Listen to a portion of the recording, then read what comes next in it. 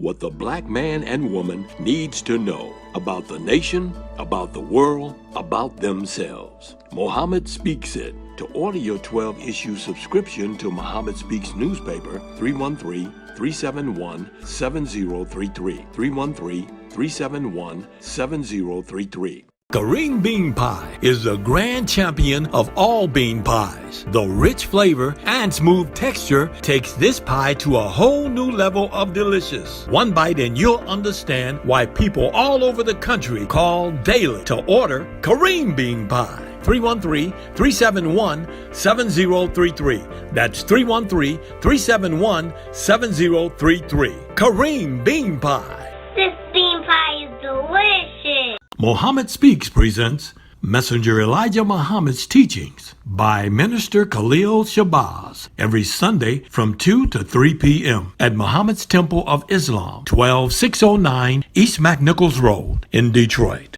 Brothers and sisters, we rise for prayer. In the name of Allah, the Beneficent and Merciful, all praises due to Allah, the Lord of the worlds, the Beneficent and Merciful, Soul Master's dear judgment in which we now live, the alone do we serve, and the alone seek for thine help and aid. O Allah, please guide us on the right path, path of those upon whom thou bestow thy favors, not on the path of those upon whom thy wrath is brought down, nor those who go astray after they heard thy teachings. Say he Allah is one God. Allah is he of whom nothing is independent, but upon whom we all depend. He begetteth not, nor is he begotten, there is none like him. And I bear witness that none is heard to be served, worship, or praise besides Allah, who came in the person of Master Farad Muhammad. And I bear witness that the Honorable Elijah Muhammad is that true servant and last apostle. Ameen. We'd like to acknowledge the brothers and sisters that extended us the greetings of Assalamu Alaikum. We have Brother Mutakabir Ali of New Jersey. We have Captain Shahid Nasir of Philadelphia. We have Marcus Wittstruck's mother of Germany. We have Captain Hakeem and the believers in Richmond. I'd like to say in the name of Allah, who came in the person of Master Farad Muhammad, and in the name of his last and greatest messenger, the most honorable Elijah Muhammad, I'd like to greet the brothers and sisters with the Nation of Islam's greeting words of peace of Assalamu Alaikum. Today we like to talk about the Counterfeit She-brew. That's a new term that we're going to use today, a she-brew. Now what sparked me to talk about this today? I was online this week doing my usual, looking for people who disrespecting the message. So I came across this she-brew. First, we gonna explain what she-brew means. I think that will make most sense. What does it mean to be a she-brew?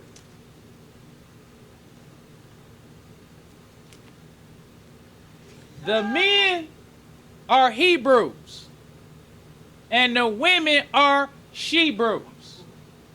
Hebrews and she-brews. Just to let you know. So I was online, and I saw this she-brew. Her name is Faith in Israel. She talking about, no, I'm not a Muslim, I'm an Israelite. Because I went to the comments and looked at all the she-brews acting like they so offended when people mistake them as a Muslim instead of an Israelite. That's how jealous these nigger Israelites and these she-brews are the message. These niggas ain't did nothing but copy us. Then they get upset when people think, oh, she a Muslim. That's the Hebrew and the she-brew. Because under this chief hypocrite, we got to talk about this hypocrite, Louis Eugene. The nation then got soft. We just got to face the facts. That's the time we live in. Now we got all these reckless mouth Hebrew and She-brew niggas talking about us. We don't say nothing to them. Them She-brews be sewing. That's what I show in the picture. Bus Stop Bishop now got all the She-brews sewing and cooking, and they the example for the black man now, the She-brew. But Savior's Day come up, all the coward nigga Muslims gon' act like we so happy that Master Farad Muhammad came. Master Farad Muhammad is the one who set up the MGT class. That's right. It was him. Where all the coward nigga Muslims? I talk about these niggas too because I want to separate myself from them. Yes. Messengers say you got to be careful in who you call your friends in this day. Because if a nigga coward Muslim ain't offended by the She-brew, I don't want to have nothing to do with them. I don't want to come to your Savior's Day and hear you lie about how you so happy that Master Farad Muhammad was born. Then 365 days, you listen to a She-brew. Tell the black man, I'm not a Muslim, I'm an Israelite. Like being an Israelite is better than being a Muslim. So let's go on even further than that. So I was listening to the She-brews. They like sis, because they don't call each other sister. They call each other sis. Sis. Sis this and sis that. It was a bunch of them, because this got 4,000 likes and 200 shares. Now, what does it mean when you say something is counterfeit? Because our title is the Counterfeit She-brew. What does it mean when you say counterfeit? Counterfeit means made an exact imitation of something valuable or important with the intentions to deceive or defraud. That's the Counterfeit She-brew. That's what they are. They imitating something important. Because when Master Farad Muhammad came, he saw that the feminine characteristics of the black woman had been trampled on. He saw that the black woman was being a maid and a servant to the white man while she neglected her duties at home. So it was Master Farad Muhammad who came up with the MGT and GCC class. Yes, sir. Where the black woman learned how to cook, how to sew, how to take care of their husbands, and how to act at home and abroad. Where was the She-brew? Nowhere to be found. So the MGT has been the example for femininity for 95 years. Now here come the She-brew. Ain't did nothing. But she acting like she offended when the black man who used to seeing Muslims look at them and say, oh, she must be a Muslim. The old She-brew. Now let's talk before we get into our main article. Let's go to the July 19th, 1968 Muhammad Speaks. It's called From Our Readers. The title of this response that a sister wrote in to the Muhammad Speaks is called High Praise to Female Followers of the Honorable Elijah Muhammad. Long before the She-brew, the nigga She-brew. I don't care nothing about them. I'm one of them. If you hate the messenger, I hate you. Male or female. I don't care nothing about the She-brew. Yes. But once again, I know it's some Muslims. We've been affected by the chief hypocrite, Louis Eugene. So I always got to give the disclaimer. This how I feel. Because I'm one of them brothers that study the history of the messenger. The messenger had female enemies and male enemies. I seen how them ministers talk to the female enemy and the male enemy. It was the same. Enemy is an enemy. Messenger talked about hypocrites, male and female. Make me no different. But I know it's some Muslims who've been affected by the chief hypocrite. We got soft, sensitive hearts. We don't want to hear the woman being talked about real bad if she talk against the messenger. So, before the jealous snake she-brew, you had sisters writing in to the Muhammad Speaks, praising the female followers of the messenger. Before these she-brews feel so offended by being classified or looked at like you a Muslim. But you had women writing in praising Muslims before the she-brew. Now let's talk about what this sister said. It says, "Dear sir, the question has been asked, who will revere the black woman?" This ain't a Muslim. This a lost file writing in praising the messenger's file before the she-brew. She says the question has been asked. So this the talk of the town. The black woman being disrespected all over the country. White man raping them when they want to. The black man a coward, he ain't doing nothing. So she says, the question has been asked. Who will revere the black woman? In the Nation of Islam, the women know the answer. She ain't talking about the she-brew. She talking about in the Nation of Islam, them women know the answer. She goes on to say, I would like to compliment Sister Baina Sharif and Tainetta Dinar of Muhammad Speaks newspaper for maintaining the integrity of black womanhood through the field of journalism. Before the she-brew, this is what black women had become used to. The journalism of the Muslim woman.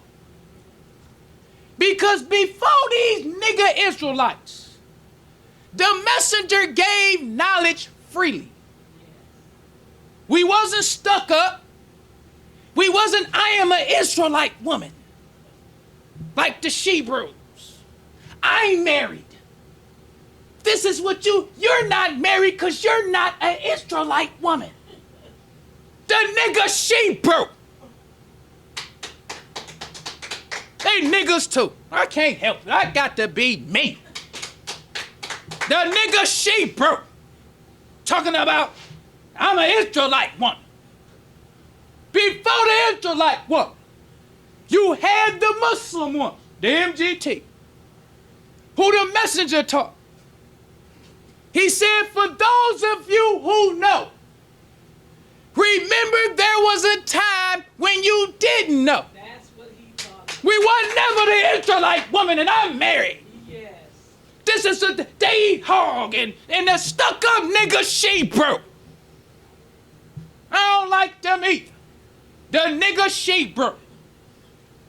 So the black people in America is used to Muslims freely giving them information. Yes. Freely being an example. Sharing what we know with them who don't know. Before the nigga she-brew. Yes. That's why when they see the nigga she-brew, they think they Muslims. They used to the Muslim. So she says, I would like to compliment Sister Baina Sharif and Tainetta Dinar of Muhammad Speaks newspaper for maintaining the integrity of black womanhood through the field of journalism. In addition to the specific message in their columns, there is also expressed an underlining charm and an exquisite femininity, a sheer poetry in the writings of these Muslim sisters, which defines the black woman's character, high intelligence, and beauty. The history of the Muslim woman is outstanding. Before the nigga she-brew, the black woman saw the Muslim. Because before the messenger, nigga Jew used to get information and keep it to themselves. The nigga Jew always didn't eat hard. But the nigga Jew didn't know why. They just thought to chew if the cud stuff. But they knew that it was better to not eat hog than it was to eat hog. But they never went to tell the black man. They knew about being modest. Because they followed a white man who followed the law of Moses. So because they trying to imitate the white Jew, they do what the white Jew do. So the white Jew teach the nigga she-brew to be modest. So the nigga she-brew is modest. The nigga she-brew always was modest. But they never been in a community to teach the black woman who was a Christian to be modest. The nigga she-brew. So the messenger come along. He said that if you don't, he says a brother loves for his brother what you love for yourself. That's right. That's what the messenger taught the Muslims. But the nigga she-brew and the Hebrew, they wasn't taught like that. They felt like I'm a Jew. They ain't a Jew. So even though we Negroes, these niggas Negroes, but they Christians. So if they eat hog, they dress in mini skirts, that's them. We Hebrews and she-brews. But the messenger say, no, that's your black brother. That's right. So if you know he your brother, what you love for yourself, you supposed to love for him. So if you don't eat hog, you supposed to love for him to not eat hog. Right. If you civilized, you supposed to love for him to be civilized. And that's what the black man used to with Muslims. They ain't used to the nigga she-brew. Separating herself from other modest women. If Muslims modest and the nigga she-brew trying to be modest, why you don't want to be classified as a Muslim? Why do the nigga she-brew feel offended when a person say you a Muslim when you know what Muslims been doing? Cause she a nigga she-brew. Following the chief hypocrite or the chief nigga Hebrew, which is Bishop Nathan, the dirty nigga Hebrew, the jealous-hearted nigga. So if he jealous-hearted, the nigga she-brew jealous-hearted. He hate the messenger, the jealous nigga she-brew hate the messenger. But the messenger, he taught us, you love for your brother what you love for yourself. So the sister goes on. She says, surely those of us who have met and mingled with the women of the Nation of Islam, detecting their manner of speech, dress, and demeanor, the quiet grace, dignity, and charm of true womanhood, liberated by the teachings of the Honorable Elijah Muhammad from the imposed standards of white values. The Muslim woman is black womanhood at its finest. Where was the nigga she-brew? We won't, cause I'm taking this video and I'm tagging all the nigga she-brews in it for them to hear it. You's a nigga she-brew.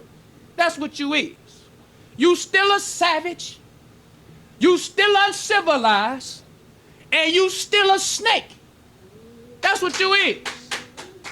You a counterfeit she-brew. Let's go over what counterfeit means. made in exact imitation of something valuable or important. That's the nigga she-brew. The nigga she-brew is a counterfeit of an MGT. Yes. She said the Muslim woman is womanhood at its finest. She talking about the history of the Muslim is the greatest. Or she said the history of the Muslim woman is outstanding. The Muslim woman. And she don't feel no kind of way to give them this compliment. Because she been around the Muslim women. The Muslim woman got grace. She got dignity. She black womanhood at its, she's sharing womanhood with all the sisters. So she doing this for, I don't feel no kind of way to let her know. You black womanhood at its finest. Before the nigga she-brew. Let's go on any further than that. She don't just notice that the black woman is black womanhood at its finest. She recognized where they get it from. Yes. But the counterfeit nigga she-brew, she don't know where she get it from. The nigga she-brew thinks she getting it from this nigga bishop, which teaching the nigga she-brew from the Bible. Because when you talk to these nigga she-brews and Hebrews, they act like what they talking about comes from the Bible. Nothing comes from the Bible. Nothing that helps us. The white man wrote the Bible to hide the truth. Let's get this straight. When the white man wrote the Bible and he talked about a serpent in the garden, we used to think that was real. Because we believed that was real history. But the messenger taught us that's a story. In the story, it talks about the tree of the knowledge of good and evil. Messenger said that represents a person and a people. It talks about the tree of life. The messenger say that represents the people. But what people do it represent? And if they writing it like that, how can we say that's history? How is that history of a nigga she-brew and a nigga Hebrew? How if we believe in an angel is an angel of God? But Jacob wrestles with an angel of God and he wins over the angel of God. How do we believe that's history? That's a story. Yes. Moses took a rod and parted millions of gallons of water. The water underneath the land underneath the water was dry. How we think that's history? That's a story. Yes. Jesus raised Lazarus from the dead. How we think that's history? That's not history, it's a story. Jesus died a physical death, then he was raised 3 days later. How we think that's history? They say the disciples were standing around and watched the cloud take Jesus into heaven. How that's history? It's not history. It's a story. So the nigga Hebrew and the nigga she-brew, who didn't accept Jesus, didn't accept the New Testament, and didn't accept the Bible until they heard the message. These counterfeit niggas.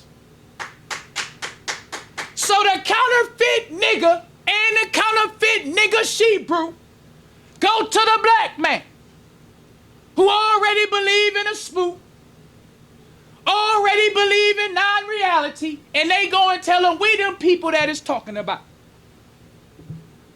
We the people in the Bible. Because this is our history. When it's not our history. It's a story about the black man. Just like you got Mary Poppins. That's a story. You got the Wizard of Oz. That's a story. But you can take stories and put real people in the story to teach a lesson. Right. That's what people been doing since the beginning of time. Every group of people had myths. Stories that tell has principles behind the stories, but you use real people. So the messenger is the one who taught us that the white man wrote the Bible to hide the truth from the black man. The Bible is stories that's written in symbolic language. Yes. He said every word means good if you understand. So when we get back to what this sister was telling the Muslims, she really admired them. She really got a lot from the articles that they was writing about womanhood to the black man and the black woman. The sister can see that they've been liberated by the teachings of the Honorable Elijah Muhammad. It's his teachings that liberates them and makes them so dignified, make them walk with grace, and make them black womanhood at its finest. So she goes on to say, she says she moves serenely about the daily task of building the black nation. Having acquired their self-knowledge and determination, who the black woman is, and what she must do, and secure in her relationship with her man, they both work interdependently and harmoniously. Gone are the old tensions, animosities, frustrations, and anxieties which were caused by men and women living under a false value system. So she noticing all this about the Muslim woman. She understands herself. She getting along with her man. They working harmoniously and not living under the false value system of the white man. Right. That's what we see about the Muslims before the nigga She-brew and the Hebrew. Before Bishop Nathan. Before IUIC. And this is why when a Muslim see this, this is what you call righteous anger. Right. We got to understand. Ain't nothing wrong with you fighting. Ain't nothing wrong with you getting mad. Ain't nothing wrong with you calling a nigga. There ain't nothing wrong with it. You a nigga, then the shoe fit, wear it. If you a nigga She-brew. If you so high and mighty that you will get on social media and talk about a Muslim woman who been an example for 95 years, when the nigga She-brew just got to be modest. These black people, if you nigga She-brews was doing something, they would tell the difference between you and a Muslim. But a nigga She-brew ain't never did nothing. Nigga She-brew ain't doing nothing now. You just a jealous snake nigga She-brew. That's all you is. Because God came in the person of Master Farad Muhammad, July 4th, 1930. He came seeking to save that which is lost. The black woman was lost. The black woman needed a leader. She needed a teacher. And she needed a guide. So Master Farad Muhammad chose one. He didn't choose this nigga bishop. He didn't choose General Yohana. He didn't choose Abba Bivens. He didn't choose none of them. He chose the message. And everybody saw the message. And his history is embedded in the history of the black man. Ain't nothing the nigga She-brew or the nigga Hebrew can do but be jealous. So not a stuck-up nigga She-brew. Copying and imitating. So when the black woman say, you a Muslim, she upset. If she know anything, she would be honored. Yes. That's just like people sometimes ask me. I done had people ask me, I'd be walking and say, you a police? I don't get upset. They see something different about me. Sometimes people say, you in the military? One time I was at home. Just got out the tent. This little girl, she was across the street playing with her friends. She yelled across, you a soldier? Now, what I'm going to get mad about that for? She sees something different about me than what she see about other people. And what she can identify is when she see a soldier, he look like a soldier. So why would a Israelite get upset if they think you look like a Muslim, all the Muslims been doing? Right. You wouldn't get upset, but you a jealous nigga she-brew. Just what it is. You a nigga she-brew. So let's go on any further than that. She said the Muslim woman elevates the honorable position of housewife and mother to nobler proportions. In the business and professional world, she reaches new heights of creativity and achievement. She thus inculcates in black institutions those values which are needed to structure a humane, just social society of universal peace and prosperity. That's very important. Because back in the day, that was when the black woman had just stopped being a housewife and a maid for the white man. So then they introduced another false value system to the black woman, which was the feminist movement. So before the nigga she-brew was out acting like she's so modest and she married and all this the nigga she-brew do, it was the Muslim. Fighting for black womanhood. Trying to let the black woman know ain't nothing wrong with being a housewife. You just need to be one for your husband, right, your children. While the white man still feeding a false value system. It's a false value system for a black woman to leave her home to go slaving in the home of a white man. That's a false value system. That's what was pushed on the black woman for centuries. So then after the white man or the black people fought for integration because they love their enemy. Now the white man teach them another false value. Go out in the streets and work. Make your own money. Yeah. You don't need a man. So this sister didn't see a nigga she-brew. She saw a Muslim. Yeah. Let's read what she said again. She says the Muslim woman elevates the honorable position of housewife and mother to noble proportions. Because now the nigga she-brew, they all be out there talking about marriage is honorable. Trying to act like they just saw an example for the black man. When you're not. It was the messenger. Yes. And the Muslim woman. Let's go on even further than that. She says, as black people, we recognize and make manifest among ourselves that which exists. In acknowledgement of the truth in action, we cause it to grow and expand among us until we as a people are wholly infused with the spirit of love, truth, and righteousness.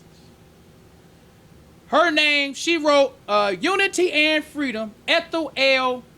Woodford. So in this article, you see she never excluded nobody.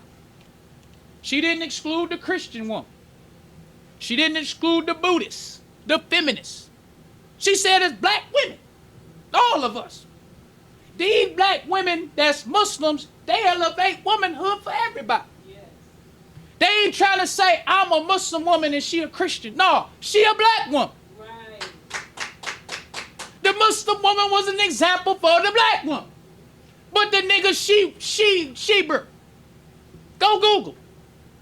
Google IUIC married. Listen to the nigga she always talking like she better than the sister who don't know.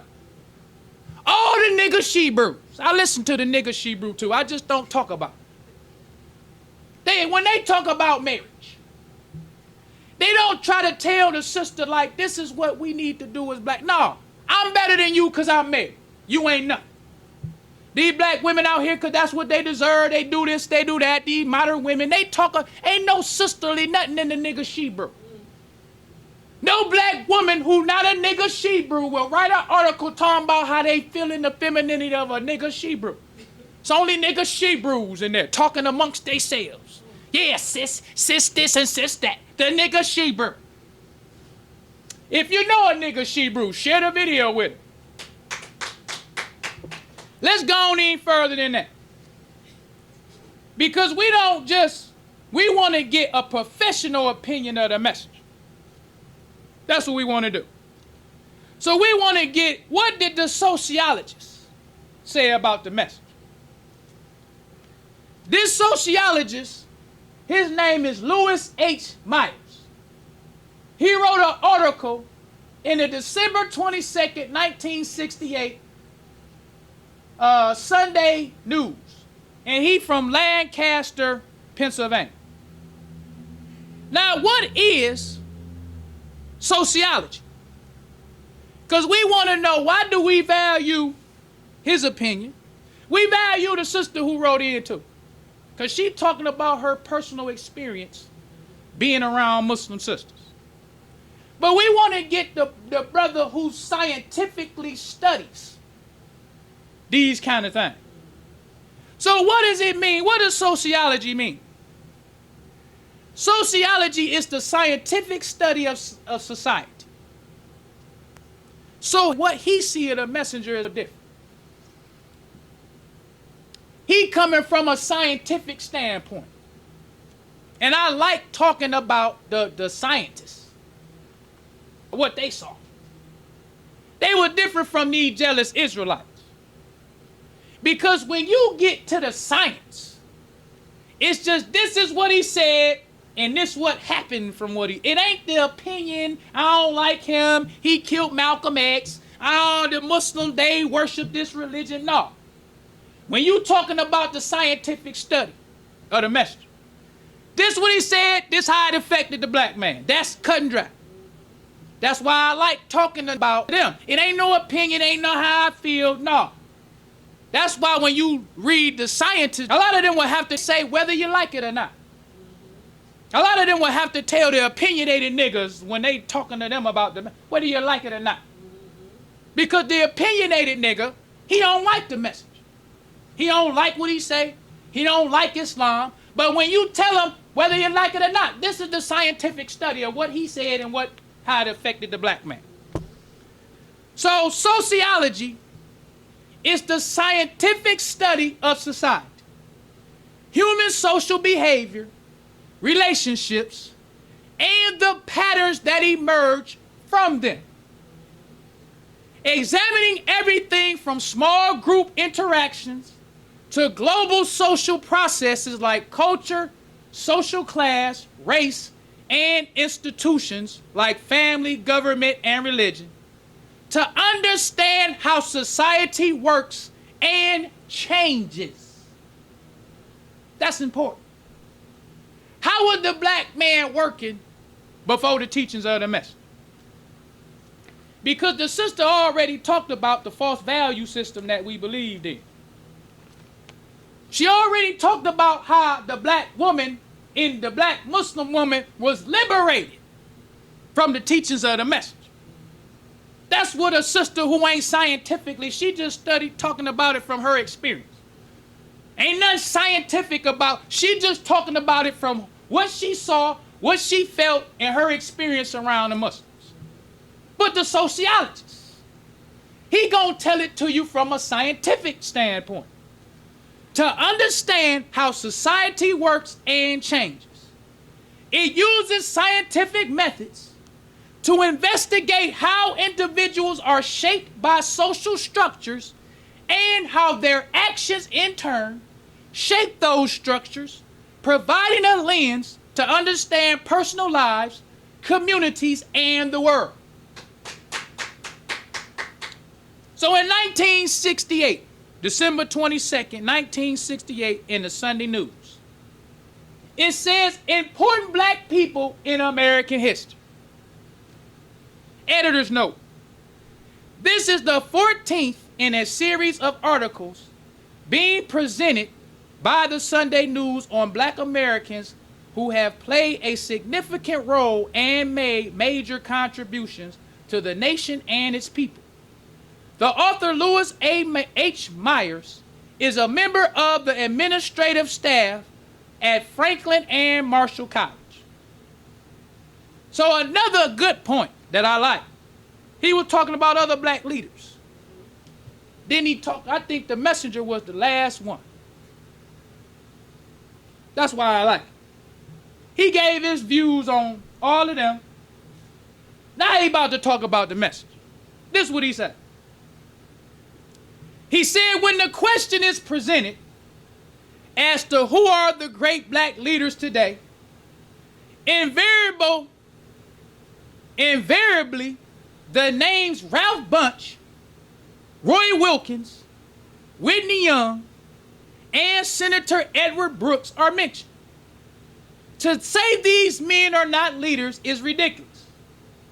Determining who is the most powerful black man in America today requires that one searches elsewhere than in the names above for the answer.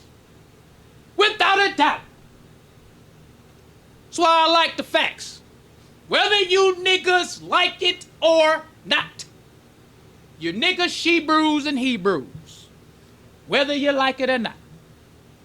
We do the scientific study on all of them. Great men.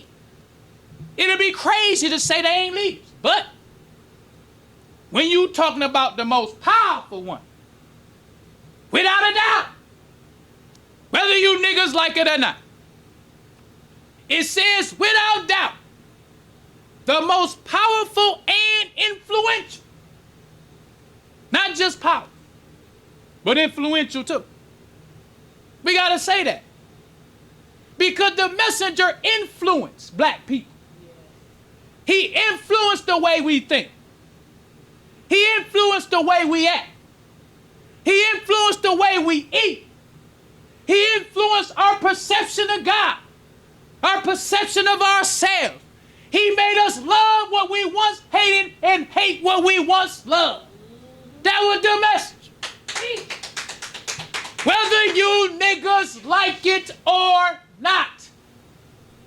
Let's go on even further than that. He said, without a doubt, the most powerful and influential black man in America today is the leader of the black Muslims, the Honorable Elijah Muhammad. Whether you she-brew niggas or you Hebrew niggas like it, it's the facts. Coming from the sociologists. They use scientific methods. They look at all the leaders. Ralph Bunche, Dr. King, Stokely Carmichael, Huey P., all of them. But without a doubt, that's when you talking about science. It don't leave a doubt. When you got niggas' opinions, it leaves doubt. Because you would say, well, they ain't thinking about this and what if that. But when you using scientific methods, it leaves no doubt. So he said, without a doubt, even when we look at all these other the great men, to say that they ain't leaders, that's ridiculous. But, without a doubt, the most powerful and influential black leader today is the Honorable Elijah Muhammad. Now let's go to one of the most important things he said about the message.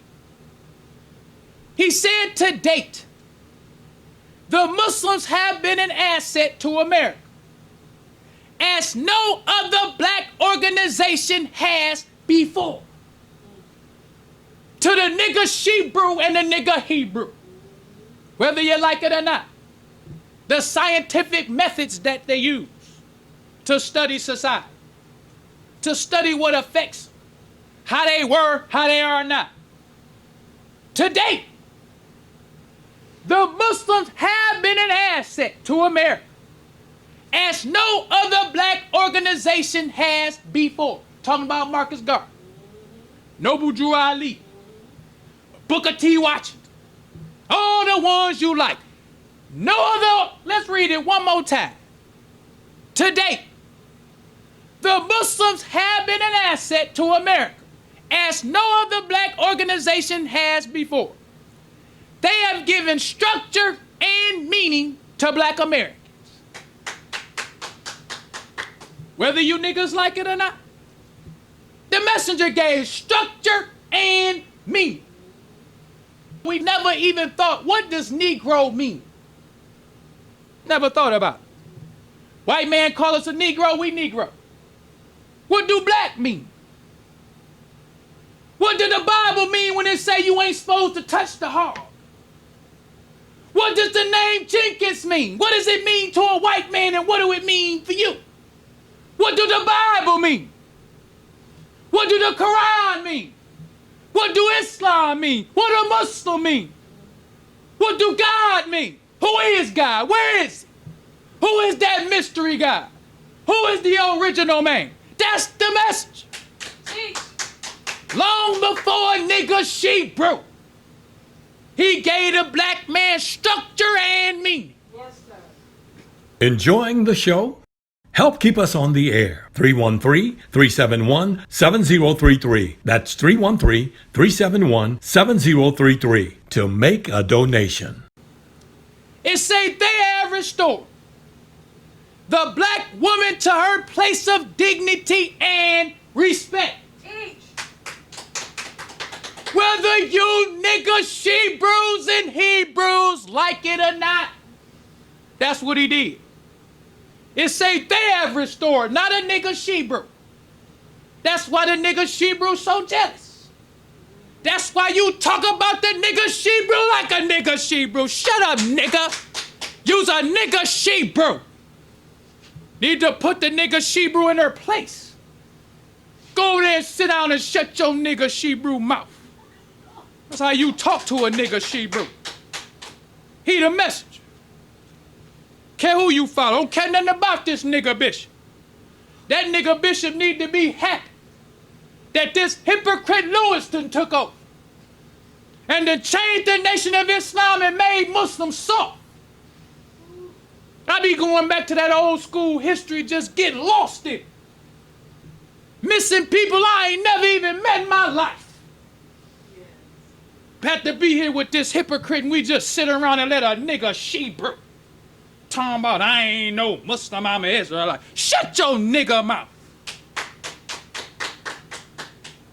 Now let's go to they have restored the black woman to her place of dignity and respect. Let's talk about that for a minute. And the reason why I love the history of the messenger, because the messenger was teaching us when the white man was a real devil. The messenger said that the white man, it's a message to the black man, under the section called Making of the Devil.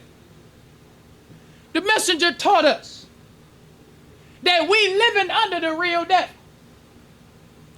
But he said the real devil gonna figure out a way as a final trick to send a black man to hell. He said his final trick will be false friendship. That's what the messenger said. He said that's the last trick that the white man gonna use to cause the black man to follow him to hell. He said one of his main tricks will be his woman. That's what the messenger taught before the nigga Hebrew and the nigga She-brew. The messenger taught us that when the white man was still castrating black people, still hanging them, black people thinking like, man, come on. How this white man who done just lynched this black man last week for looking at one? You mean to tell me he gonna just give us his woman? Let's say, yeah, that's gonna be his last trick. So I like to go and talk about the white man before his last trick. Because there wasn't no nigga Hebrews and she-brews in the community talking about, I'm an Israelite woman. Because your Israelite man was the most chicken-hearted nigga in the black community. Right. So you was in the synagogue with your chicken-hearted nigga man not coming out. But you had Muslims out in the community fighting against the tide. That was the message. So let's talk about the rape of black women for the nigga she-brew and the nigga Hebrew who come out today in the time with a white man that cooled off a little bit. He done softened up on niggas. He let niggas marry his woman. He let niggas be mayors and even been in the White House. Let's go back to the time when he wasn't playing none of that. Where them white boys would go rape black women for fun. You wasn't coming out in the community talking about you a Hebrew woman and marriage is honorable. You wasn't doing none of that. You was a nigga she-brew in the synagogue where you should be today. Now let's go to the August 15th, 1959 Pittsburgh carrier. We see two articles. This article on top of the Messenger's article. The article on top of the Messenger article says, -4 months per year for goodness. Whites get 2 years in Negro woman's rape. Because it wasn't nothing for a white man to rape a black woman back in the 50s. There wasn't nothing. They say -4 months per year for goodness. How a white man good who done just raped your daughter and you get the news, they already ain't giving him no time, but the white man gets less time because he's good. He done raped your little daughter, but the white man good. He don't need to be, he good, so we gonna take some of this time off. But a black man, they don't even give him a trial. They just hang him and lynch him and kill him. But the white man still ain't getting no time, but he get time off for being good. So under this article where it says whites get 2 years in Negro woman's rape, it says Muslim leader preaches race hatred. Mags blast Muhammad. Where was the nigga she-brew? Where was this chump nigga bishop and all them chump niggas in IUIC? Them niggas wasn't nowhere to be around, but these niggas, they blacker than Muslims now. Now these niggas telling us, we don't see much. Nigga, we ain't seen you for 95 years, nigga. Now these niggas out here talking about they don't see us. Don't look for us, nigga, do your thing. Why you looking for us? Then the nigga say, oh, I'm not a Muslim, I'm an Israelite. But nigga, you looking for me. Then when you see me, now you're offended. Shut up, nigga, you a backwards, double-minded nigga she-brew. So back when the she-brews was in the synagogue, you had the messenger being blasted for teaching the black man to love himself, for teaching the black man to marry his own woman, to teach the black man to want separation, for teaching race pride when all the scared niggas, she-brews and Hebrews was in the synagogue. This was the message. This is why when black people see you imitating, that must be a Muslim. They ain't used to seeing you. They used to seeing us. Yeah. When they see anybody doing something right, they go a Muslim. That's the mess. That's why the Messiah be the winner whether I'm living today. It don't matter.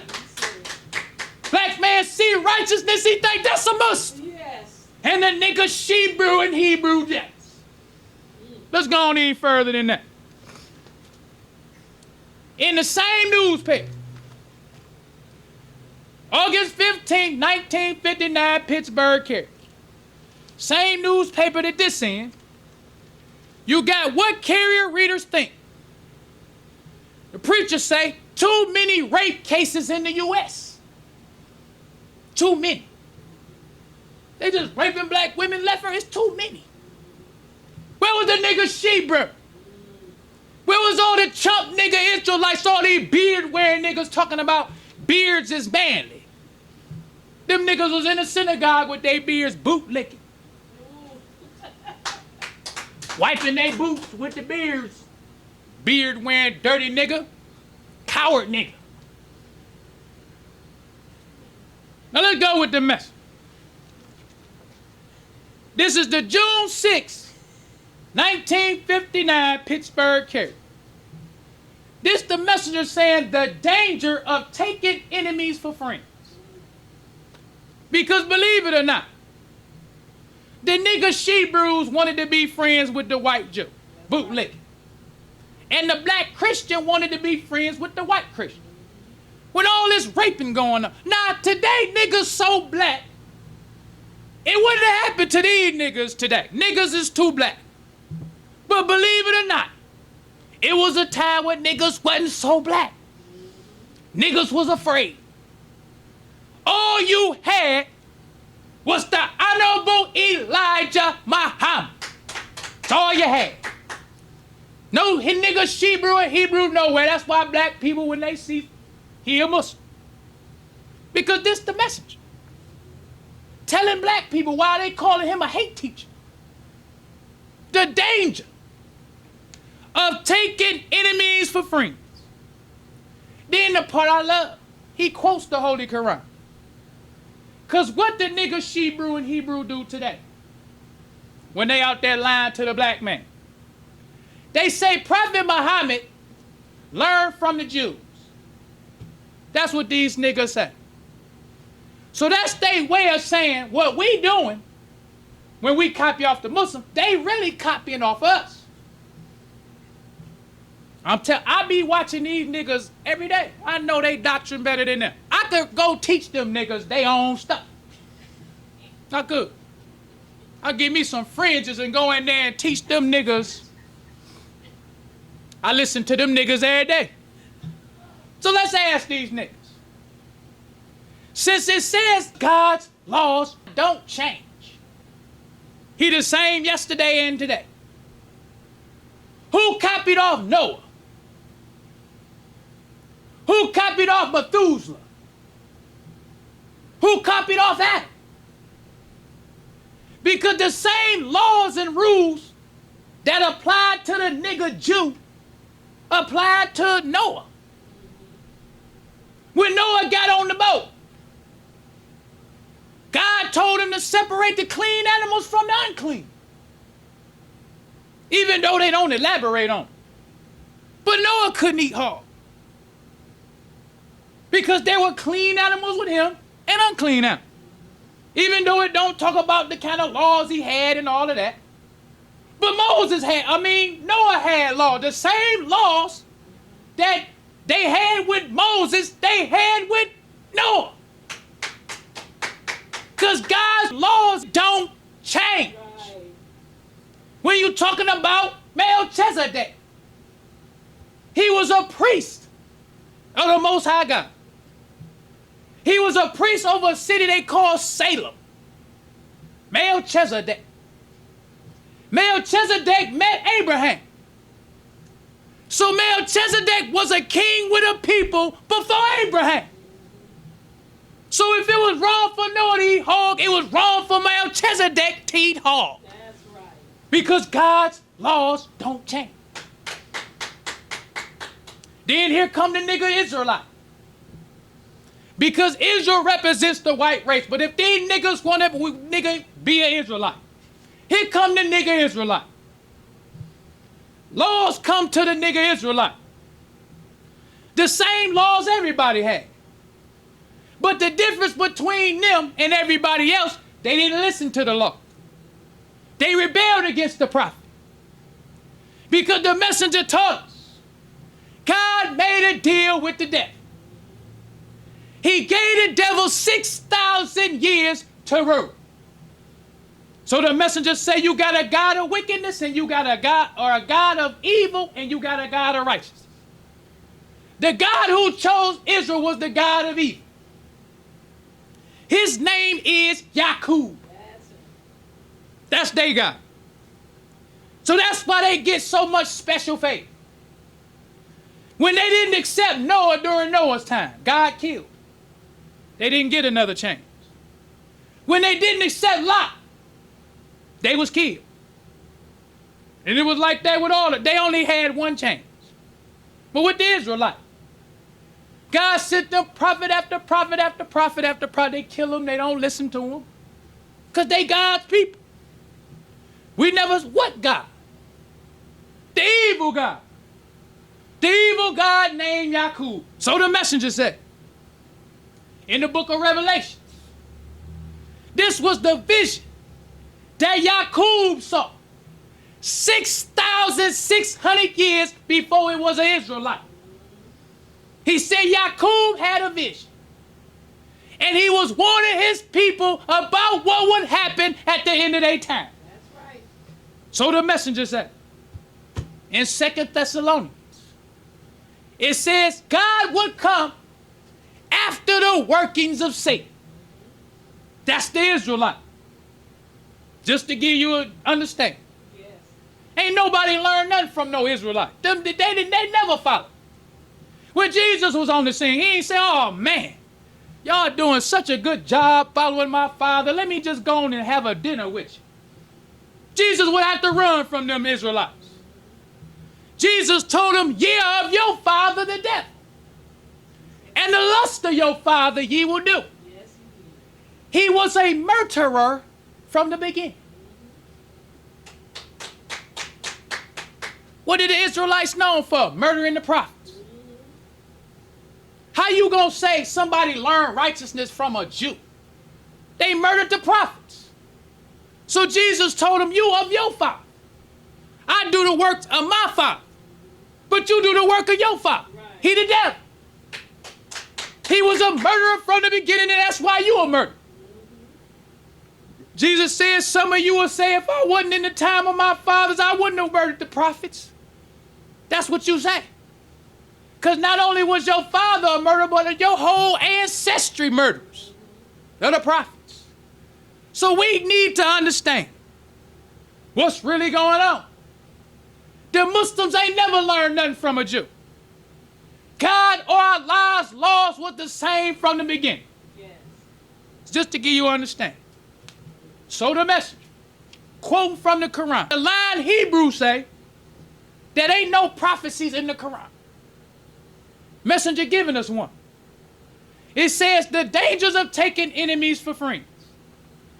It says, oh, you who believe, do not take for intimate friends from among others than your own people. They do not follow short of inflicting loss upon you. They love what distresses you, vehemently hate you.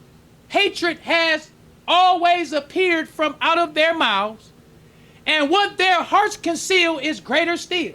Indeed, we have made the communication clear to you, if you would understand.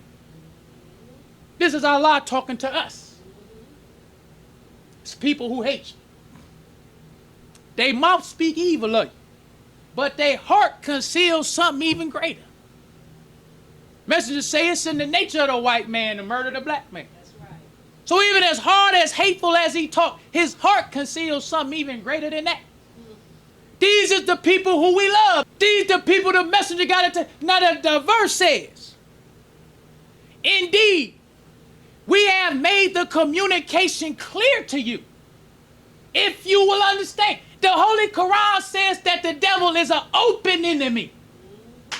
It's clear to you, but you so dumb. You need a messenger. Not a Hebrew or a She-brew, but a messenger. Right. A Muslim messenger who God taught to teach all the deaf, dumb, and blind. So this is the message. He says the white race does not desire sincere friendship with the black people. They may pretend to be your friends if you have something that they want, such as your women. Through her, they corrupt your nation and bring it to disgrace before the nations of the earth, as they have done for the poor black people of America. Because of this unity among us and no control over our women, we stand by with folded arms, cowards to the core, and allow the human brute beast to take our women and little girls out of our arms to beat, rape, and destroy the most priceless gift of a nation, its woman. We got to go a little deeper into that for these nigga Hebrews and she-brews. Because this dirty nigga bishop, and this shows you how these niggas is some cowards. The messenger taught us when he out there standing up for the black woman that's getting raped, he putting it on the black man. You a coward. You standing there with folded arms. While this human beast, it's easy for this chump nigga to tell the black man who the beast is today.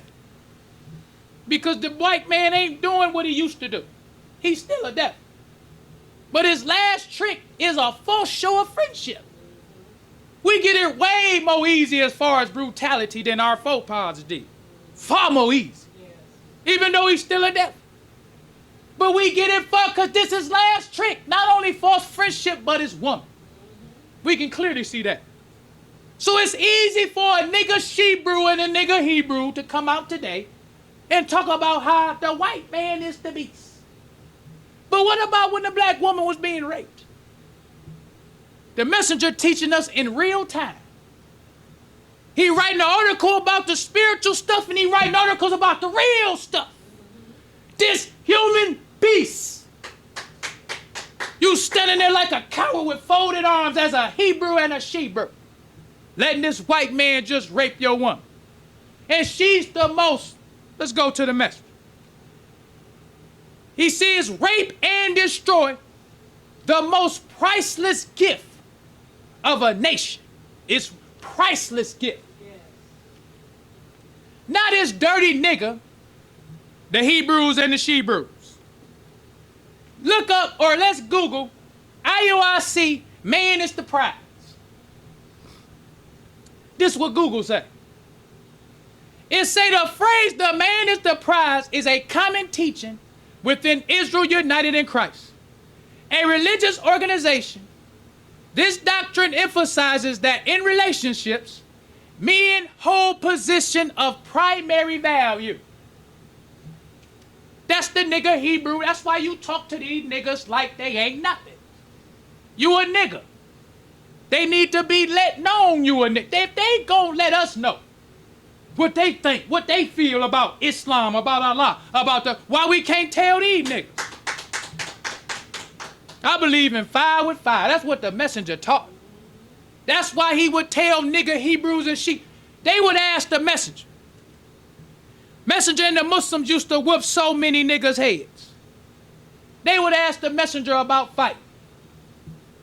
So the messenger would tell everybody, because these be the questions they ask the messenger. What's up with y'all in fighting? We see y'all be fighting all the time. So the messenger say to Muslim. He said the Muslim is slow to anger. He said a Muslim is like boiling water. Water boils at a temperature of 212 degrees. He say, but spirits boil. I believe at like 170 or something like that. But water boils at a higher boiling point than the spirits. Spirits boil and get mad real fast. At 170, the spirit nigga he hot. But the Muslim looking at the nigga still calm. Just like how we look at this nigga bishop. He out there disrespecting the messenger. He just don't know. The Muslim just looking at this nigga, but the temperature still rise. That nigga think all them Muslims ain't gonna. The messenger explained it. Temperature, the water boils at 212. You niggas boil at 170.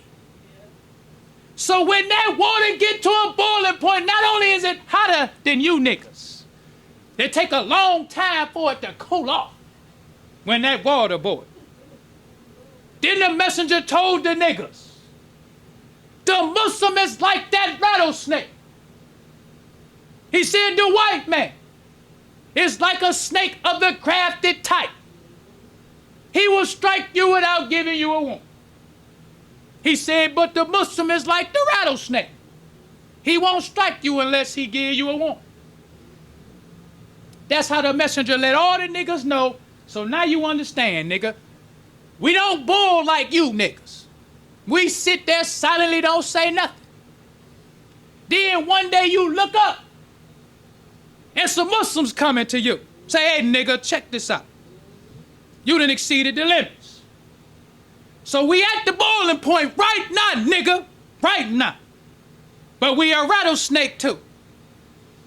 So we gonna tell you niggas if we hear you one more time saying something about the messenger, nigga, we beating all the teeth out your nigga head.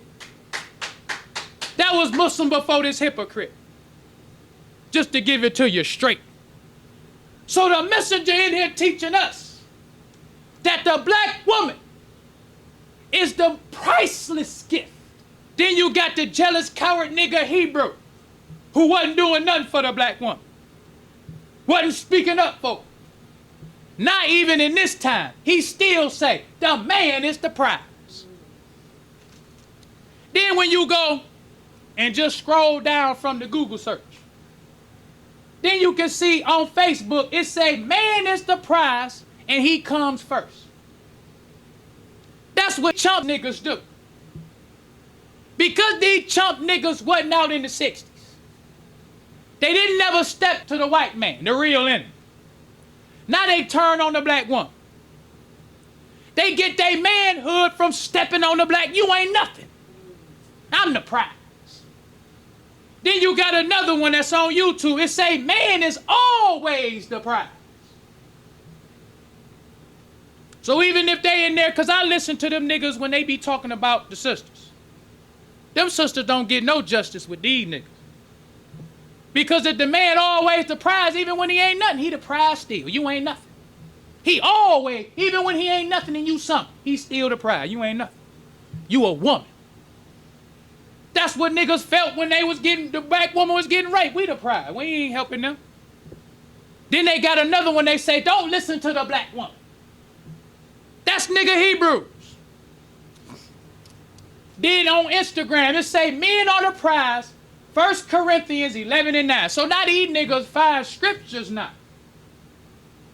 Just like how the white man used to do. Because you can make the Bible say anything you want it to say. So all the chump niggas make the Bible, these spook guys they got, we the best. The man is the prize and the woman ain't nothing. We ain't never did nothing for you. We ain't building no society for you. We ain't protecting you. We ain't making no restaurants, no supermarkets, nothing. But we still the prize. We everything and you ain't nothing.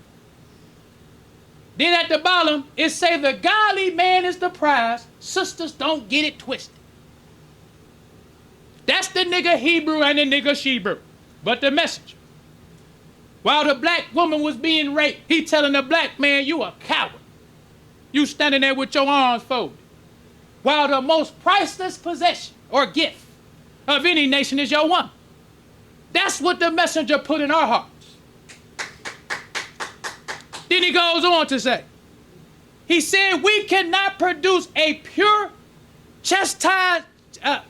chaste nation with a free-for-all woman. If we are too cowardly to protect her against the human beast advances, we should kill ourselves and our women. This suicide of the race would get us more credit in the eyes of the civilized nations of the earth than for us to continue to allow our girls and women to be corrupted by the human beast. Bible say he a beast, now you see a beast. That's why in this, it says the communication is clear. We make the communication clear with you. We telling you he open in it. He raping your women, they the most prized gift of any nation. But you a coward. We make it clear. Then the messenger goes on. He says we do not love our girls and women as we should. Niggas still don't. Niggas still don't love their women as they should, because now they still talking that man, you're still a coward nigga. Talk to them like they some coward niggas. Don't get these niggas know, oh, he's a coward nigga. He a Israelite, he a coward nigga. Messenger telling we don't love our girls and women as we should. If we did, we would protect them as the other nations do. We should compel all of our males under the oath of death, regardless of faith, to regain control and protect our black girls and women from being corrupted by both our enemies and non-enemies. I love the message. He leave a little room for the niggas too. Enemies and non-enemies. You might have to whoop a nigga head. It might be a nigga sitting right next to you. Talk to talk. Might have a nigga sitting, Malcolm was sitting next to the message. It came a time that nigga said that Lennon needed his head whooped. He the top nigga. Nigga could be sitting there, nigga could be acting like he all. That might be the very one who that nigga need his head whooped. Right. Enemies and non-enemies alike. That's the message. He said, first by self-respect, second with the help of Allah and our lives. That's what the messenger taught. He says the white race has made us respect him and his woman. Now let us make them and all races respect us and our women. Where was the nigga Hebrews and She-brew? They was somewhere shaking like, oh. But it was the message out front, teaching the black man how to love his woman. Now here come the jealous nigga Israelite who come behind the message and start back teaching hate for the black woman. Start back teaching the black man not to love his woman as he should, not to protect her, because he the prize. That's why you talk to these niggas like niggas. You don't have no respect. If a nigga don't respect the message, you don't have no respect for that nigga. That's right. Because God chose him. God chose him to lead 50 million black people in America. Now let's go on even further than that. Now let's talk about another article where the messenger talking about rape. This comes from the May 16th, 1959 Pittsburgh Carrier. It's called The Devil's Going Rampant. This is the message. While he teaching us all the spiritual stuff in the Bible, now he teaching us the reality. The devil, he going rampant. Right in your face. Because the Quran say we make the communications clear. Yes. So the messenger says, the recent Parker lynching and the Florida rape of one of our girls, who was gagged and tied by 4 devils, taking turns one after the other on her, last Saturday morning, May 2nd, outside of the capital city of Florida, Tallahassee, a savage beast could not do worse. They swooped down upon 2 of our original girls, like hungry wolves after lambs, with drawn shotguns and knives, to destroy the virginity of our daughters and kill their black boyfriends if they attempted to try to protect the girls. Of course, the boys would have been given more credit if they had received death in trying to defend their women against the filthy devil's attack. What good is our lives to us to allow our enemies to come into our families and rape our wives and daughters and lynch our men at will? Unite on the side of Allah, and he will help us to put a stop to it. Or die trying in the name of Allah. That's the message. That's the only option he give us. We unite to fight to make these devils stop, or we fight and the devil kill us. One of the two. But we gonna fight. Because our woman is the most priceless gift. What value is our life? How you gonna say the man is the prize and your woman living in hell? What our life mean if they life don't mean nothing? That's the message. So the messenger taught, our life don't mean nothing. If our women and children get raped, then we is better off than we die. That's the message. Now let's go on even further than that. Now I forgot to put the date on this. But this is Muslims set for 3-day annual convention. It says delegates and visitors attending the annual Muslim convention beginning February 21st at Tabernacle Baptist Church, 4130 Indiana Avenue, will hear how Islam is effectively opening the so-called American Negro's eyes. This is what the black man saw. They gonna come to our convention that the messenger had to see how Islam is effectively opening the so-called American Negro's eyes. It says Messenger Elijah Muhammad, the noted spiritual leader of thousands of Muslims, will deliver the main address on February 24th and has titled the same, The Control and Protection of the So-Called Negro Women. Messenger Muhammad stated that these accomplishments are the first steps necessary in its theme and project of Islam, the solution to the so-called Negro's problem. He said that this year's theme was chosen because history shows that a nation is no higher than its woman. That's what history shows. That a nation is no higher. But these niggas say the man is the prize. But the messengers say the woman is a priceless gift. And history shows that a nation can rise no higher than its woman. So where was the she-brews? Where was the nigga all the beard wearing niggas? Where were they at? This was the messenger. That's why the sociologists say the messenger is the one who gave the black man structure and meaning. We didn't know what it meant to be a man. We didn't know what it meant to love our women. We didn't know what it meant to die for our women. We didn't know none of that till the messenger. So when you use scientific methods, you can see that he's the most powerful and influential black leader that we ever had. Let's go on with the message. It says he said that this year's theme was chosen because history shows that a nation is no higher than its woman. And it is time we did something for our women. He further added that our condition and stature in life have been in the lowest regard because we failed to demand for our women and the respect we ourselves failed to show them. That's the message. He different from a nigga Hebrew and she-brew. The messenger says he added further that our condition and stature in life have been in the lowest regard because we failed to demand for our women and the respect we ourselves failed to show them. Look at the nigga Hebrew. They still don't show the black woman no respect. With all this man is the prize stuff. That's why the black man stay at the bottom.